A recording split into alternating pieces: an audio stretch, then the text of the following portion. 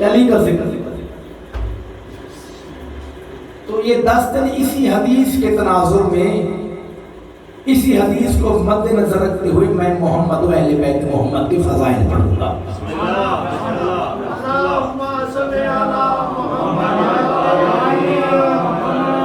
اب جب نبی نے کہہ دیا کہ جب بھی بیٹھو تو علی کا ذکر کرنا، پھر سچا امتی تو وہی ہوگا کہ جو نبی کی بات کو ٹالے نہیں. تو انشاءاللہ جب تک آپ گفتگو سنتے رہیں گے ذکر آل محمد کا ہوگا، ذکر علی کا ہوگا، ذکر سیدہ کا ہوگا، ذکر حسن کا ہوگا، ذکر حسین کا ہوگا. کیوں؟ کیونکہ انہی کا ذکر نبی کا ذکر ہے، نبی کا ذکر جلی کا ذکر اور جلی کا ذکر عبادت. ابھی میں نے آپ سے پوچھا کہ دن کیا تھا، آپ سب نے کہا کہ جمعہ دن. کبھی آپ نے کسی نے پوچھا، جعفری صاحب، فاروق صاحب، کبھی کسی عالم دین سے آپ نے سوال کیا کہ جناب یہ جمعے کو جمعہ کیوں کہتے ہیں؟ سوال بنتا ہے نا، جمعے کو ہفتہ کیوں نہیں کہتے، اتوار کیوں نہیں کہتے، جمعرات کیوں نہیں کہتے، یہ جمعہ کیوں کہتے ہیں؟ سرکار پاک علیہ السلام کی بارگاہ میں کسی سائل نے سوال کیا تھا، فرمائے سرکار یہ بتائیے کہ جمعے کو جمعہ کیوں کہتے ہیں؟ دیکھیں حدیث ہے رسول کی، علی کے فضائل پڑھو. چونکہ آج جمعے کا دن تھا نا، تو یہ ذہن میں آئی بات. میں نے بھائی فضل کو کہا، میں نے کہا میں نے تھوڑی دیر کے لیے نا میں نے یہاں پہ الگ بیٹھنا ہے، میں کچھ دہرا لوں. تو وہیں سے یہ حدیث محمد پاک کے سامنے آئی کہ جمعے کو جمعہ کیوں کہتے ہیں. کسی نے جب سوال کیا میرے پانچویں معصوم سے کہ مولا یہ بتائیے کہ جمعے کو جمعہ کیوں کہتے ہیں، تو معصوم نے فرمایا کہ عالم ذرے اول میں اللہ نے اپنی تمام مخلوق کی روحوں کو جمع کیا.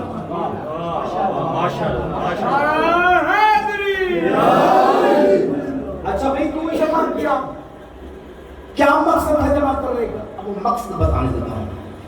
آپ یہاں پہ جمع ہوئے تو کوئی مقصد ہے. اللہ نے تمام مخلوق کی روحوں کو جمع کیا تو کوئی مقصد تھا. مقصد کیا تھا مولا؟ مقصد بتائیے، کیوں جمع کیا؟ فرمایا عالم ذر اول میں اللہ نے اپنی تمام مخلوق کی روحوں کو جمع کر کے میرے دادا علی کی ولایت پیش کی.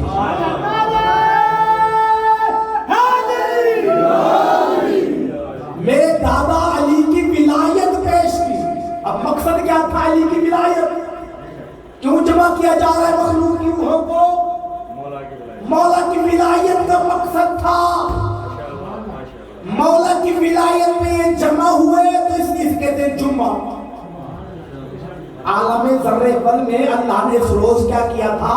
تمام مخلوق کی روحوں کو جمع کیا تھا. یہ جمعہ جمع سے نکلا ہے، چونکہ جمع ہوئے تھے علی کی ولایت.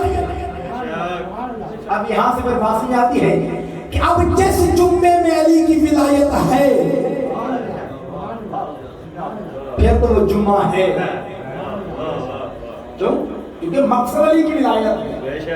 اب جس جمعے میں علی کی ولایت نہیں پھر وہ جمعہ نہیں، پھر وہ بدھ ہوگا.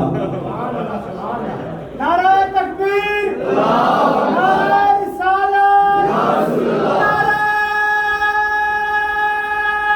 حیدری. دیکھیں پریشان ہو کے نہ سنیں، میں نے یہ 10 دن یہ فضائل ہی پڑھنے ہیں، آل محمد کے فضائل پڑھنے ہیں. اچھا یہ آپ اتنے لوگ جمع کیوں ہو گئے ہیں؟ جعفری صاحب آپ کو کیا وجہ تھی کہ آپ نے یہ 10 دن کا اہتمام کیا مجالس کا؟ وجہ یہ ہے آپ جمع اس لیے ہو کہ آپ کو اس گھرانے سے محبت ہے. جعفری صاحب آپ اس گھر سے محبت ہے. ہم کیوں ہیں اس گھرانے کے بغیر نہیں سکتے، اس کے بغیر گزارا ہی نہیں. اور محبت ہونی بھی چاہیے. اول تو محبت ہے ہی واجب. کیوں؟ کہ قرآن کی آیت ہے کیا کہ قل لا اسألکم علیہ اجرا الا المودۃ فی القربى.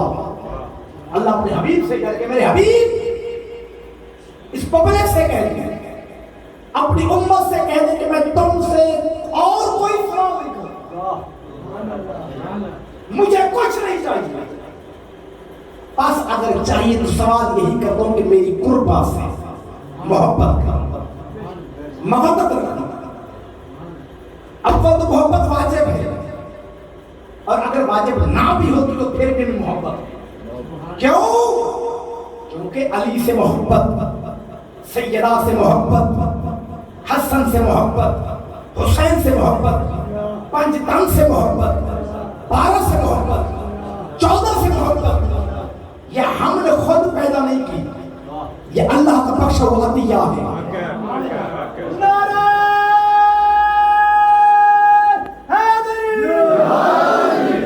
تو یہ محبت ہم سے کوئی نہیں چھین سکتا. یہ محبت ہمارے دلوں سے پنجتن کی محبت، 12 کی محبت، 14 کی محبت کوئی نہیں نکال سکتا. کیونکہ میرے دل میں اگر یہ محبت ڈالی ہوتی جعفری صاحب نے تو پھر یہ محبت نکل سکتی تھی. میرے دل میں محبت ڈالی ہے جلی نے. نہیں اگر آپ خاموش ہو گئے تو قرآن کی آیت پڑھ دوں. فاروق صاحب آپ فاروق ہیں، اب آپ نے فرق دیکھنا ہے. اگر آپ نے فرق ہی نہ دیکھا تو آپ کا ہی کہ فاروق ہے. دیکھیے محبت میں نے کہا ہم نے خود پیدا نہیں کیا، اللہ کا بخشا ہوا عطیہ ہے. اس لیے اللہ نے قرآن میں کہا وَلَٰكِنَّ اللَّهَ حَبَّبَ عَلَيْكُمُ الْإِيمَانَ، کہ ہم نے تمہیں ایمان کی محبت عطا کر دی ہے.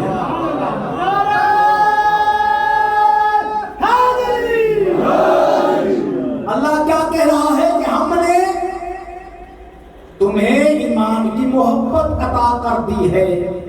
جو بندے چپ بیٹھے ہو، خندق کا میدان ذہن میں لے آؤ اور پھر مجھے بتاؤ کہ علی کل ایمان ہے کہ نہیں ہے.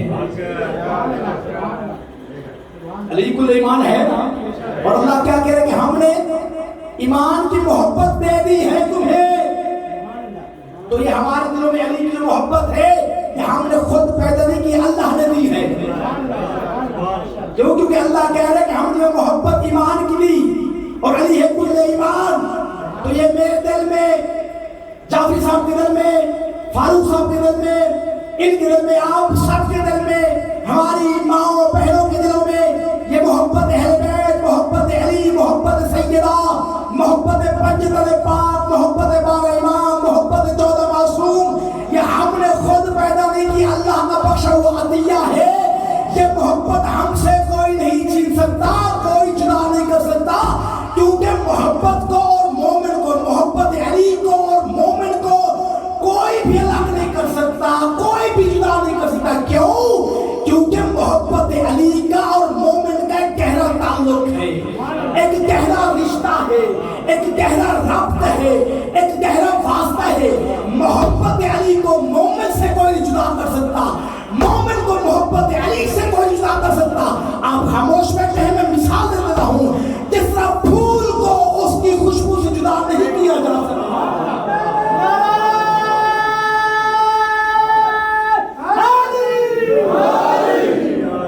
جس طرح پھول کو اس کی خوشبو سے جدا نہیں کر سکتے. دیکھیں جعفری صاحب، پھول کو آپ شاخ سے توڑ تو سکتے ہیں، پھول کو آپ باغ سے جدا تو کر سکتے ہیں. بھائی جی پھول کو آپ ہاتھ میں رکھ کر مسل تو سکتے ہیں، پھول کو آپ گرائنڈر میں ڈال کر گرائنڈ تو کر سکتے ہیں، پھول کو آپ پیس تو سکتے ہیں، مگر آپ اس سے اس کی خوشبو نہیں چھین سکتے. مسلمان عالم، تم ہمارے سروں کو ہواؤں میں اڑا سکتے ہو، ہوا میں اڑتے اڑتے بھی ہمارے سر کے گوشت کا ریزہ ریزہ پکار پکار کر کہے گا علی حق ہے، علی حق ہے، علی حق ہے، علی حق، علی حق،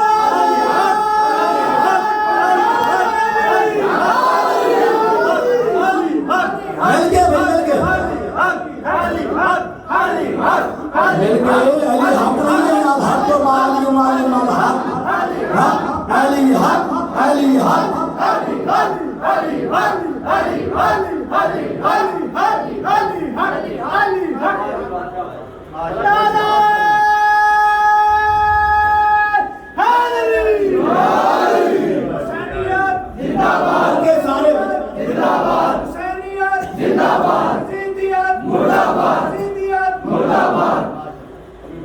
تو अपने मजलसों को जीनत दो। जीनत के बगैर सजावट होती ही नहीं, जीनत के बगैर सजावट होती नहीं। जब भी बैठो, जहां भी बैठो, अली की बातें करो, अली का जिक्र करो, अली के फज़ाइल पढ़ो। क्यों? क्योंकि अली का जिक्र मेरा जिक्र है, मेरा जिक्र अल्लाह का जिक्र, अल्लाह का जिक्र इबादत है। तो ये इस घराने की मोहब्बत हमने खुद पैदा नहीं की, ये अल्लाह का बख्शा हुआ अतिया है। लोगों ने बड़ी कोशिशें की, गोलियों से उड़ाया, बम ब्लास्ट किए, मारा गया, लेकिन फिर भी ये मोहब्बत हमारे दिलों से न छीन सके।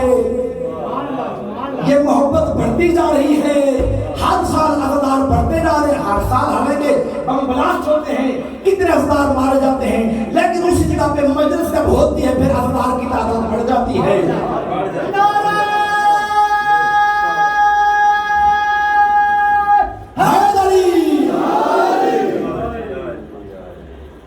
पहली तो बात है कि मोहब्बत हमने खुद पैदा नहीं की, मोहब्बत उसका बख्शा हुआ अतिया है।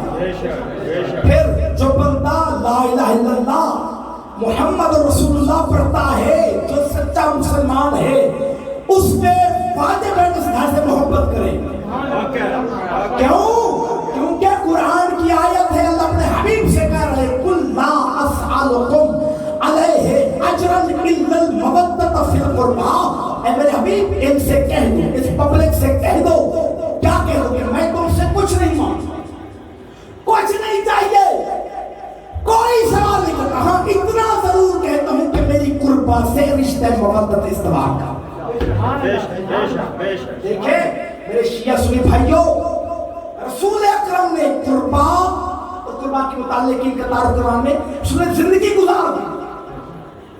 कुर्बा और कुर्बा के मुताल्लिक इनका तारुफ करवाने में कई लम्हे बीत गए, मोड़ मोड़ पे तारुफ करवाया नबी ने अपनी कुर्बा।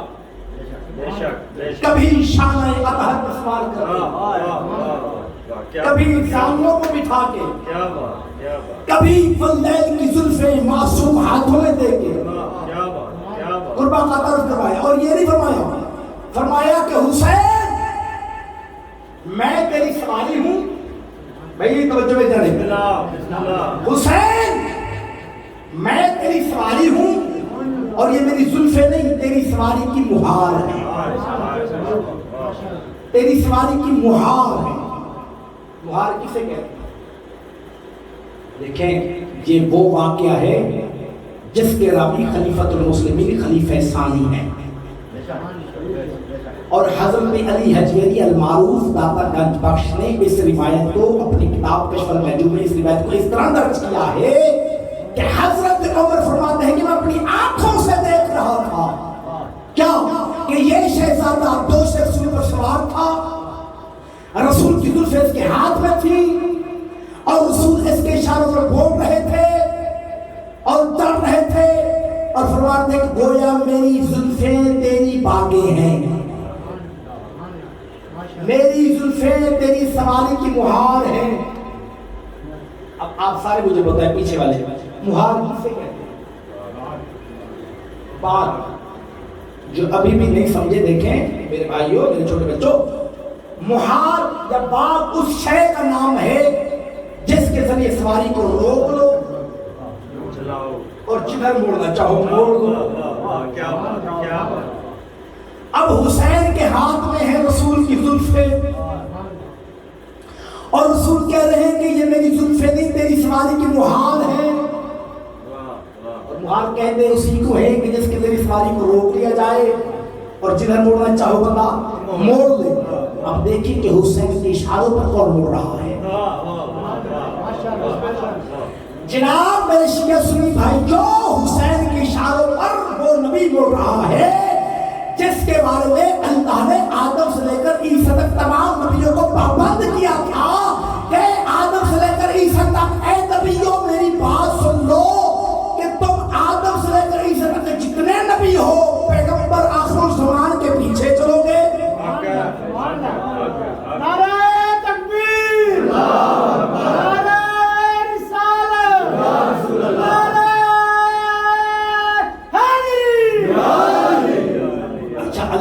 امام پر قید بھی لگائی تھی. کیا اللہ نے کہا اذ اخذ اللہ میثاق النبیین لما آتیتکم من کتاب و حکمت ثم جاءکم رسول مصدق لما معکم لتؤمنن به ولتنصرنه قالوا اقررتم واخذتم على ذلك الاثم قالوا اقررنا قال فاشهدوا وانا معكم من الشاهدين فمن تولى بعد ذلك اولئك هم الفاسقون. اے نبیوں یاد رکھنا، اے آدم سے لے کر عیسیٰ تک، اے نبیوں میرے نبی محمد، میرے محبوب محمد احمد محمود کے پیچھے چلنا ہے، اس کی مدد کرنی ہے. اور اگر یاد رکھنا اگر کوئی نبی تم نبیوں میں سے میرے حبیب محمد مصطفیٰ کے پیچھے نہ چلا، اس پر ایمان نہ لایا یا اس کی مصیبت میں مدد نہ کی، تو پھر سن لو سزا کیا ہوگی. اللہ نے کہا دیکھو جب اللہ نے کہا نبیوں سے چلو گے، سارے نے کہا چلیں گے. قالوا اقررنا، سب نے کہا ہم اقرار کرتے ہیں کہ ہم آپ کے نبی، آپ کے آخری حبیب محمد مصطفیٰ پر ایمان بھی لائیں گے، ان کے پیچھے پیچھے چلیں گے، ان کی مدد بھی کریں گے. پھر اللہ نے کہا دیکھو تم سب گواہ رہو اور تمہارے ساتھ میں بھی گواہ رہوں گا. پھر اللہ نے وہاں پہ فاروق صاحب یہ قید لگائی تھی کہ اے آدم سے لے کر عیسیٰ تک اے تمام نبیوں یاد رکھنا اگر تم نبی اپنے اس اقرار سے، اس قول سے، اس وعدے سے پھر گئے تو پھر نبوت چھین لوں گا، پھر صفحے انبیاء سے نکال دوں گا، پھر کیا کرو گے؟ فاسقین میں ڈال دوں گا. اللہ نبیوں سے کہہ رہا ہے کہ اگر میرے حبیب محمد مصطفیٰ کے پیچھے نہ چلے، اس کی مدد نہ کی، اس پہ ایمان نہ لائے، تو پھر نبوت لے لوں گا، فاسق بنا دوں گا. اگر کوئی نبی محمد کی مدد نہ کرے تو وہ نبی نہیں کہتا، اور اگر کوئی مجھ جیسا گناہگار بندہ محمد کی مشکل میں مدد نہ کرے. میں کچھ کہنا چاہ رہا ہوں، تو جب نبی نہیں رہتے، سماعت پر دی بلند آواز سے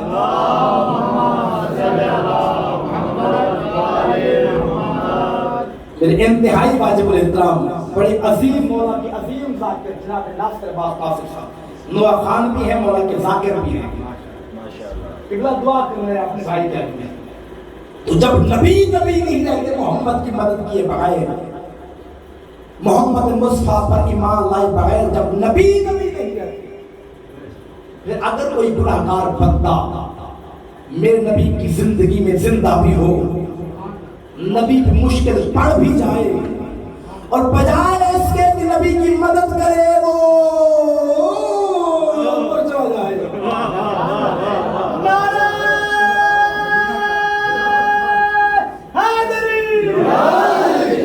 اتنا اوپر چلا جائے کہ یہ پہاڑ بھی دھنس کر جائے.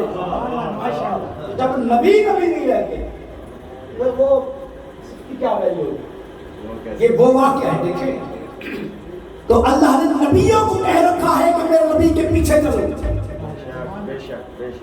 کس کے پیچھے؟ میرے نبی کے پیچھے. اب جب اللہ کا حکم ہے تو پھر ہم تو حکم دوری اس کی کر سکتے ہیں کہ انبیاء اس کی حکم دوری کریں گے؟ کبھی نہیں. اس کی حکم دوری انبیاء نہیں کرتے، ہم جیسے گناہگار کر لیتے ہیں. تو اب اگر اللہ نے کہہ دیا تو یقیناً آدم ادھر مڑیں گے جدھر میرا نبی مڑے گا، نوح ادھر مڑیں گے جدھر میرا نبی مڑے گا، موسیٰ ادھر مڑیں گے جدھر میرا نبی مڑے گا، عیسیٰ ادھر مڑیں گے جدھر میرا نبی مڑے گا، یوسف ادھر چلیں گے جدھر رسول چلے گا، یعقوب ادھر چلیں گے جدھر رسول چلے گا، اسماعیل ادھر چلیں گے جدھر رسول چلے گا، اسحاق ادھر چلیں گے جدھر رسول چلے گا، ابراہیم ادھر چلیں گے جدھر رسول چلے گا. وہ یہ تمام انبیاء ادھر مڑ رہے ہیں جدھر نبی مڑے، اور نبی ادھر مڑ رہے ہیں جدھر حسین مڑے.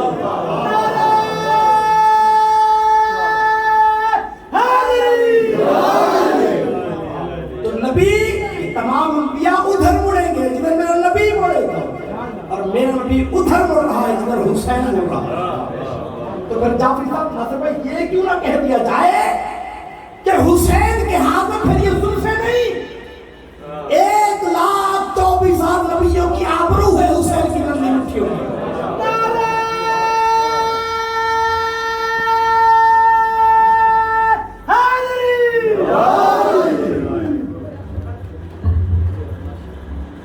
حسین کی ننھی مٹھیوں میں پھر یہ بال ہے. اچھا کہ جب حسین موڑ رہے ہیں، حسین اس وقت کے سن میں ہیں، بولے کیا بزرگ ہیں؟ کس سن میں تھے؟ کہ جوان تھے؟ ہاں جی 55 ہے. صاحب سے نے بتا دیا، جملہ بڑا قیمتی آ گیا. اور یہیں پہ میں نے آپ کا معیار سماعت بھی دیکھنا ہے اور معیار فہم بھی دیکھنا ہے کہ کتنے فہیم ہیں آپ لوگ، کتنے ذہین و فطین ہیں آپ لوگ. یہ میرا اشارہ سمجھتے ہیں. انہوں نے کہا 55 کی عمر میں، اور حسین کیا کر رہے ہیں؟ نبوت کا رخ موڑ رہے ہیں. تو جعفری صاحب جس حسین کے 55 کے یہ عالم ہے، اس حسین کی جوانی کا حال کیا ہو؟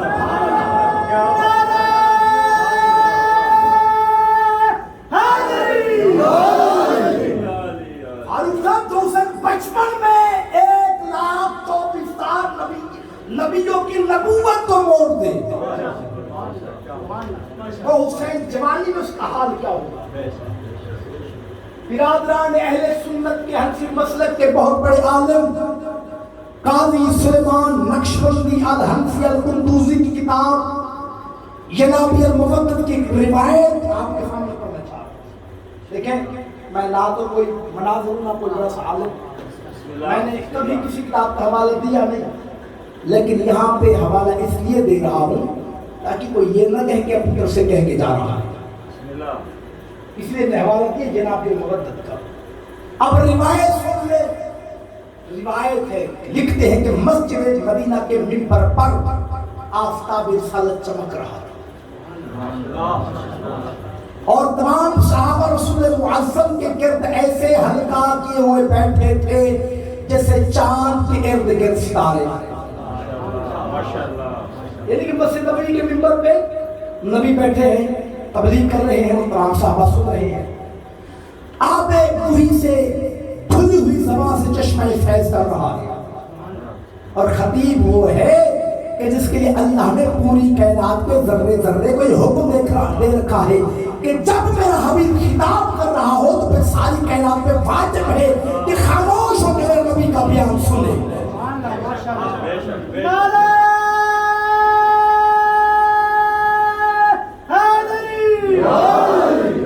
ذرے ذرے کو اللہ نے حکم دے رکھا ہے کہ جو ہی میرا حبیب خطبہ دے ساری کائنات ہمتن گوش ہو جائے، ساری کائنات کان بن کے سن لے. بس جب میرا حبیب خطبہ دے رہا ہو ساری کائنات ہمتن گوش ہو جائے. جب میرا حبیب خطبہ دے رہا ہو ساری کائنات خاموش ہو کے کان کی طرح کان بن جائے اور میرے نبی کا فاض سنے، خطاب سنے. اللہ نے کائنات کے ذرے ذرے کو یہ حکم دے رکھا، نبیوں کے لیے بھی یہی حکم ہے. تو یقیناً آدم بھی دیکھ رہے ہوں گے، سن رہے ہوں گے، یوسف بھی سخت میں کھڑے ہوں گے، عیسیٰ بھی دیکھ رہے ہوں گے، سارے انبیاء دیکھ رہے ہیں. اور اللہ نے اپنے حبیب سے فرمایا کہ میرے نبی، میرے حبیب ان کو واعظ دو، ان کو دین بتاؤ. اب نبی کیا کر رہے ہیں؟ دین کی تبلیغ کر رہے ہیں، دین اسلام بتا رہے ہیں، نماز بتا رہے ہیں، روزہ بتا رہے ہیں، حج بتا رہے ہیں، زکات بتا رہے ہیں، پورا دین بتا رہے ہیں. یا اچانک نبی کی نظریں مسجد نبوی کے دروازے پر مرکوز ہو گئی. تب صاحب کتاب کہتے ہیں کہ نبی نے دیکھا تو وہی چھوٹا شہزادہ جو عید کے دن زلفے پکڑ کر جدھر چاہتا تھا رخ موڑ دیتا تھا، وہ شہزادہ مسجد نبوی کے دروازے کے اندر قدم رکھنا چاہتا ہے. جو ہی شہزادے نے اپنا قدم مسجد کے دروازے کے اندر رکھا، یہ شہزادے کا قدم اپنی آبا کے دامن سے الجھ گیا. قریب تھا کہ شہزادہ زمین پہ گرتا، جو ہی رسول کی نگاہ پر رسول نے خطبہ چھوڑ دیا.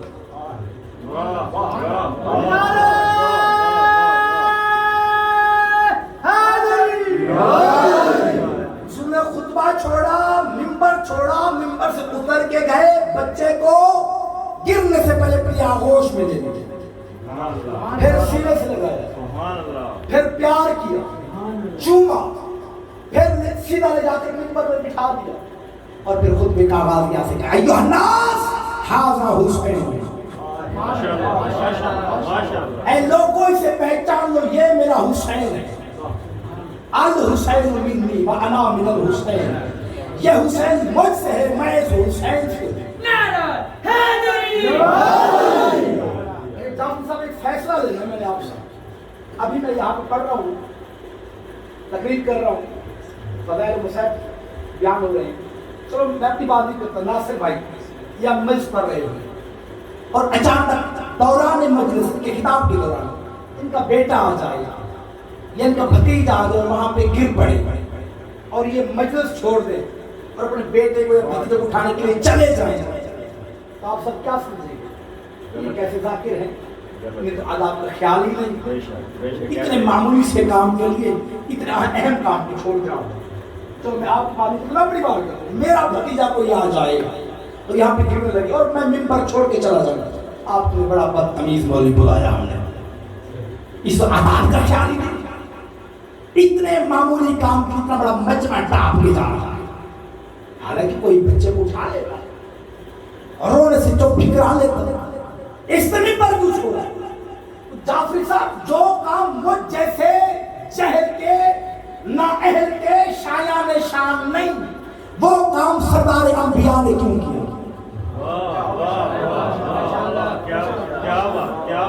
نہیں کرنا چاہیے تھا، کیوں کیا کام؟ اور وہاں پہ کوئی کوٹلی آزاد کشمیر کا مجمع تو تھا نہیں کہ چپ کر کے بیٹھے رہتے۔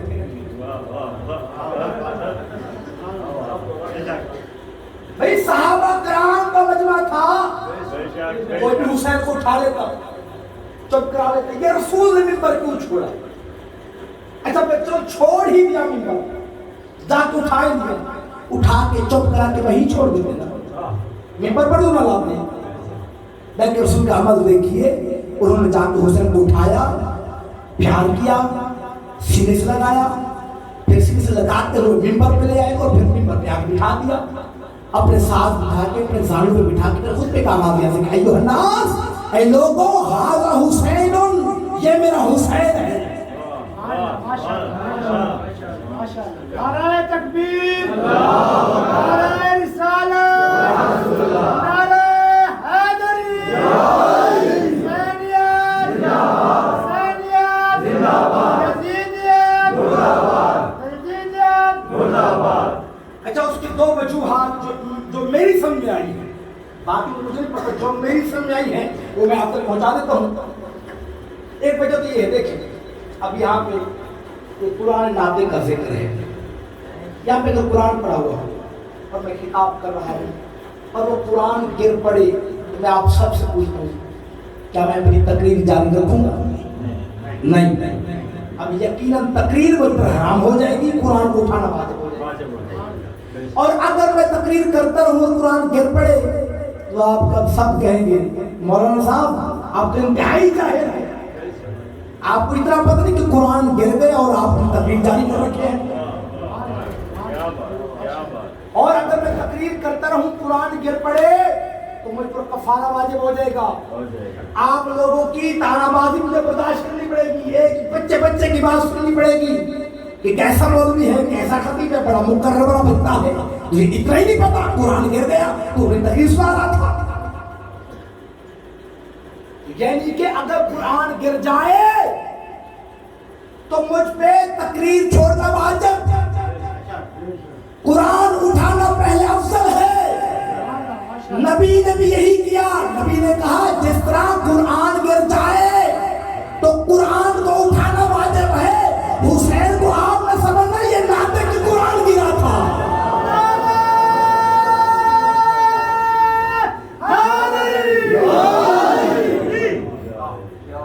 یہ ناطق کے قرآن گرا تھا، اور قرآن کو اٹھانا واجب ہو جاتا ہے، تقریر چھوڑنی پڑتی ہے، یہ بھی تو قرآن گرا تھا۔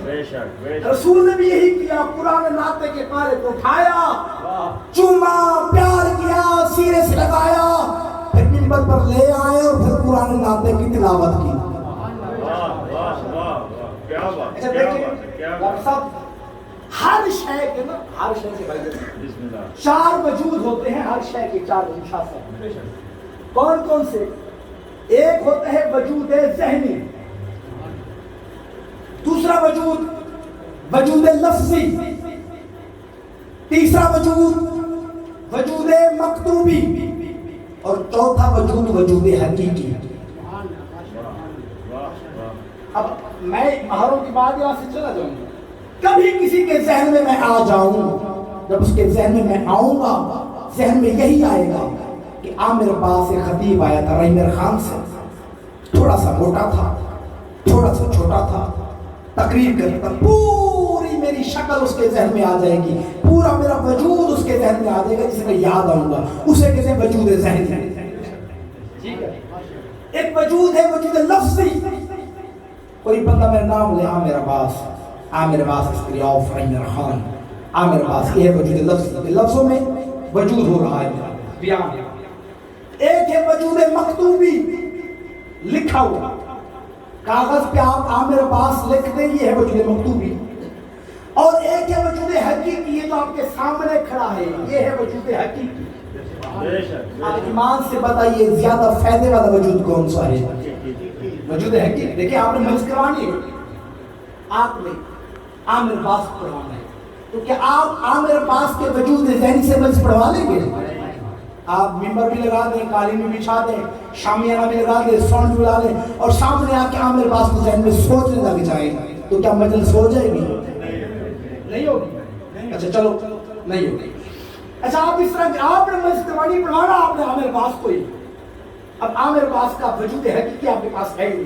آپ نے کیا کیا آپ نے کاغذ پہ لکھ دیا عامر عباس اسکریاف کاغذ آپ نے ممبر پہ رکھ دیا تو کیا یہ وجود مکتوبی ہے کیا یہ وجود مکتوبی مجلس پڑھ لے گا مجلس ہو جائے گا نہیں ہوگی یعنی کہ وجود ذہنی نے بھی فائدہ نہ دیا وجود مکتوبی نے بھی فائدہ نہ دیا ایک وجود جو وجود ہے لفظی جو لفظوں میں بلایا جاتا ہے آپ کھڑے ہو کے کہتے ہیں عامر عباس عامر عباس عامر عباس عامر عباس عامر عباس کیا مجلس ہو جائے گی یعنی آپ کے اندر کے مفتی نے بھی یہ فتویٰ دے دیا کہ وجود ذہنی سے بھی کوئی فائدہ نہیں وجود لفظی سے بھی کوئی فائدہ نہیں وجود مکتوبی سے بھی کوئی فائدہ نہیں جب تک یہ وجود حقیقی نہ ہو وجود حقیقی ہوگا تو مجلس پڑے گا تو مجلس ہوگی میں نے کہا یا رسول اللہ آپ تو دین دے رہے تھے نماز دے رہے تھے روزہ بتا رہے تھے حج بتا رہے تھے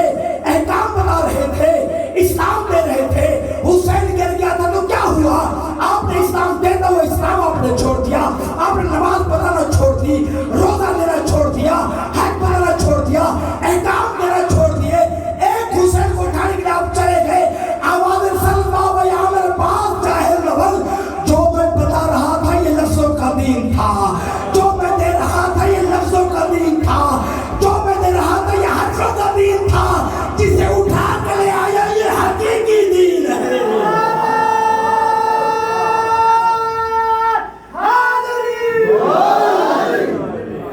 جسے اٹھا کے لے آیا ہوں یہ حقیقی دین ہے جسے اٹھا کے لے آیا ہوں یہ حقیقی دین ہے اسی لیے تو شاہ اجمیر نے کہا تھا کیا کہ شاہ است حسین بادشاہ است حسین آگے کیا کہا دین است حسین دین پڑا است حسین سرداد نداد دست در دست یزید حقات بنائے لا الہ است حسین کل ایمان جوز قرآن نعرہ حیدری بینر بین باغ دے بے بانر حیدری صلوات پڑھیں بلند آواز سے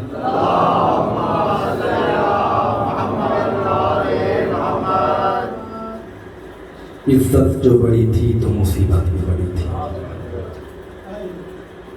جو کچھ خالق نے آل محمد کو عطا کیا اسے فضائل کہتے ہیں جو کچھ امت نے آل محمد کو عطا کیا اسے مسائل کہتے ہیں میں نے کل بھی گزارش کی تھی ہر مجلس میں یہ گزارش کرتا ہوں کہ جب بھی فضائل پڑھا جائے فضائل جس طرح آپ کا جی چاہے آپ سن لیں لیکن جب غریبوں کا مصائب بیان کیا جائے نا تو مصائب ہمیشہ غریب بن کے سننا. کیونکہ جو بی بی شام سے چل کے آتی وہ فضائل سننے کے لیے نہیں آتی. بی بی سے جب بھی پوچھا گیا بی بی کیوں آتی ہو, بی بی رو کے کہتی میں تو آتی ہوں اپنے بھیا حسین کو رونے کے لیے. بی بی کہتی میں تو شام کے بازار میں بھی ترستی رہی ہوں کہ کوئی مجھے کہے گا زینب تیرے حسین کے بڑے ارمان ہیں, تیرے اکبر کے بڑے ارمان ہیں, تیرے عباس کے بڑے ارمان ہیں. بی بی کہتی شام کے بازار میں مجھے کسی نے فرصت تو نہ دیا, ہاں البتہ اتنا ضرور کہ پتھر مارو باغی کی بہن آ گئی ہے. الدارو کبھی بیٹھ کے نا گھر میں اس کے بعد جب گھر جانا اپنے بیوی بچوں سے کہنا ایک لمحے کے لیے خاموشی اختیار کریں. جب آپ کے بیوی بچے جب خاموش ہو جائیں نا اس وقت آنکھیں بند کر لیں, اپنا ہاتھ اپنے سینے پر رکھ لینا, اپنے ایمان کی دیوار پہ اپنے یقین کو چڑھا لینا. جب آپ کی حالت ہوگی نا اور آپ نے اپنا ذہن لے جانا مدینے کی طرف, جب مدینے کی طرف ذہن جائے گا نا آپ کو آج بھی سورہ کی گھٹی گھٹی سسکیاں سنائی دیں گی. کہیں آپ کو زینب کے بین سنائی دیں گے, کہیں آپ کو عباس جیسے مصور غیرت کے ملتے ہوئے ہاتھ نظر آئیں گے. جو مدینے کی گلیوں میں رو بھی رہا ہے رو کے اعلان بھی کر رہے ہیں مدینے والوں, کسی نے مجبور غیور کو دیکھنا تو آؤ مجھ عباس کو دیکھے جو کر بھی سب کچھ سکتا ہے. سب کچھ کرنے کے باوجود حسین کی مصلحت ہے کہ میں کچھ نہیں کر سکتا. سب کچھ کر سکنے کے باوجود حسین کی وجہ سے خاموش ہوں. عزادارو 3 بار پلٹے تھے حسین واپس.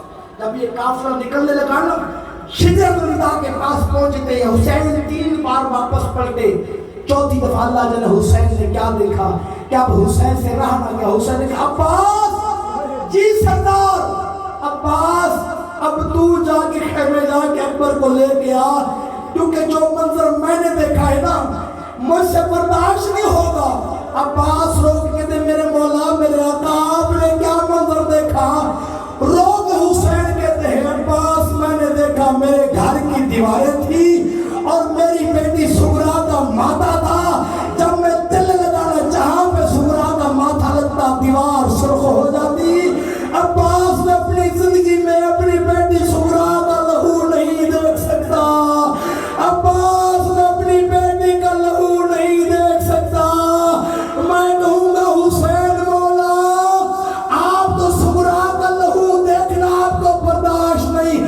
شام کے بازار میں کیا حالت ہوئی ہوگی آپ کی جب آپ کا سر نیزے پہ تھا اور جس ظالم کا دل کرتا تھا سکینہ کو تماچے مارتا تھا. کوئی سکینہ کے رخسار پہ تماچا مارتا, کوئی سکینہ کے گلے پہ تماچا مارتا اور سکینہ رو کے کہتی ظالمہ مجھے نہ مارو, میں سید زادی ہوں, میں حسین کی غریب بیٹی ہوں. اللہ لعنت اللہ علی الظالمین والسائر علی